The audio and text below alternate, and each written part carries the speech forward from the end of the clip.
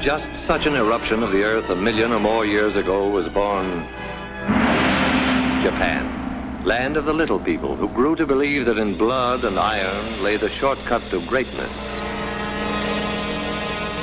Land of philosophies and religions stranger than their names, like Bushido, the medieval code of slicing a victim with a samurai sword. Hako Ichiu, which means the four corners of the world under a Japanese roof.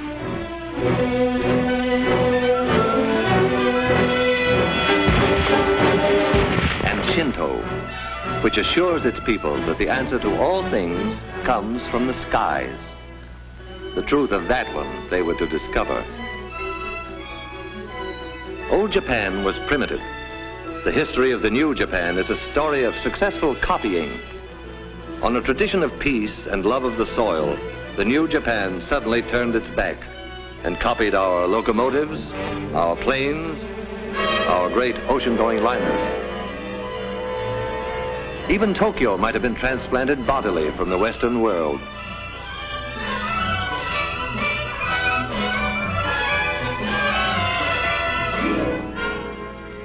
Japan's plans for world conquest were financed by the fine thread of an industrious caterpillar, woven into silk and stamped "Made in Japan" for its English-speaking customers.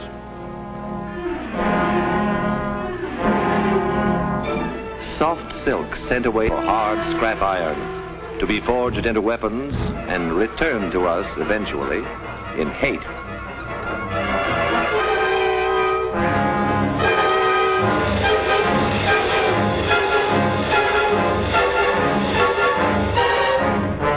Made in Japan became a sentence of death.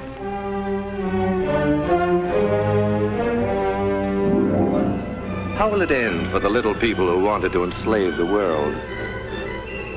The answer to that was to come, like the answer to all things, from the skies. Only when it came, it was to be stamped, "Made in America," as it was, for instance, on Doolittle Day, when the Hornet, the first Shangri-La, pointed her prow right at the heart of Tokyo.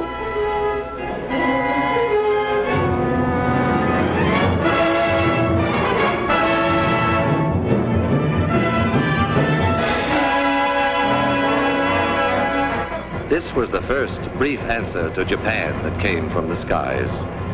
It was not to be the last. General Doolittle vowed, "We're going back to Tokyo, and we shall go in full array and with mighty allies." A weapon was ready.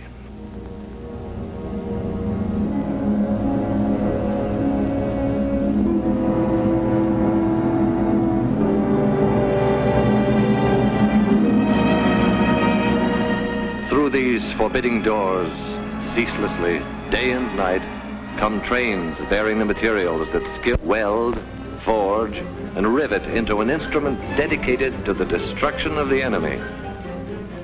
This is only one of many plants that one day appeared where just the day before, it seemed, was pasture land, or the place where they were building washing machines. When the workers reported for the first time, few of them guessed the exact nature of what they were building. They knew that a giant plane would result, but beyond that, it was largely conjecture. But then the day came, inevitably, when the pieces of their jigsaw began to fit together.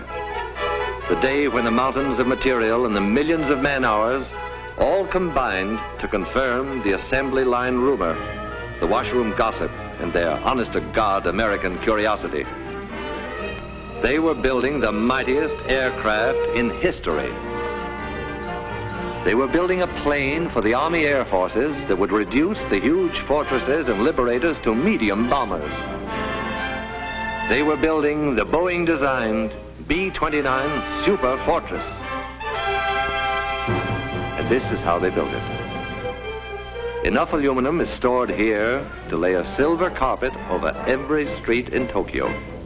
Aluminum sheet to be brought to life by these machines and the workers who operate them. They give it shape and personality.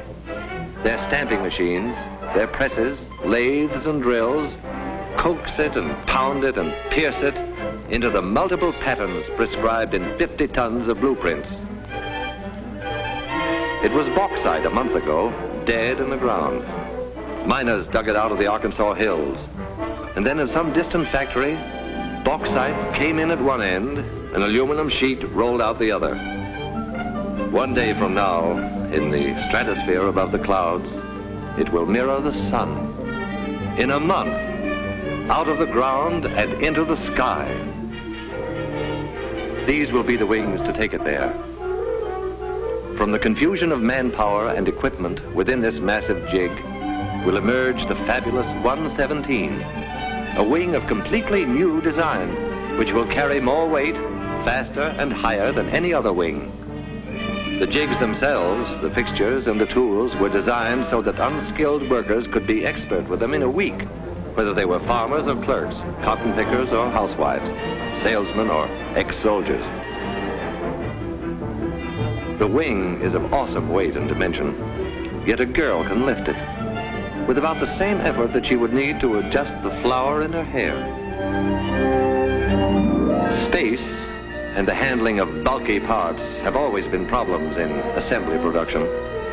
The engineers who designed this plant solved both problems at once with a few strokes on their drafting boards. They moved traffic to the ceiling. Thus, they allowed workers more time at machines, and machines more time at work.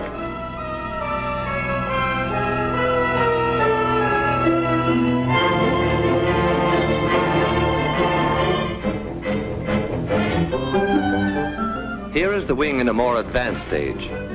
If the workers imagined for a moment that they were in a shipyard, it would be understandable. The Mayflower was shorter from stem to stern than each of these wings from tip to tip.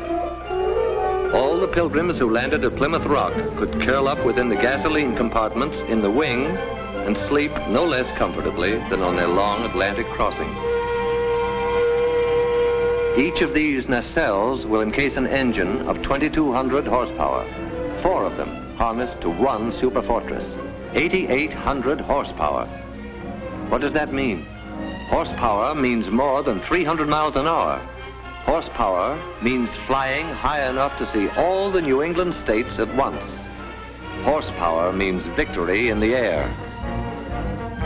When these skeleton nose sections are enclosed in aluminum and glass, they will be the most comfortable cockpits a bomber ever had. The windows cannot cloud or frost. The pilot's instrument panel is less complex than the dashboard of an automobile. Soundproofing allows talk without the interphone. And because the entire compartment is a pressurized tank, the air remains practically constant from prairie level to the rarefied atmosphere over the Himalayas. Back of the control cabin is the huge center section.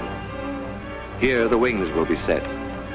Here the bomb bays will hold the greatest weight of death ever lifted into the skies. Toward the tail, another big pressurized chamber will house the rest of the crew, except the rear gunner, who has a cabin to himself.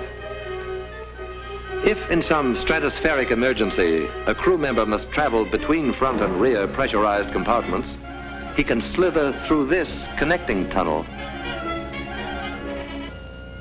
An armor glass observation blister. Durable, crystal clear, eyes of every superfortress.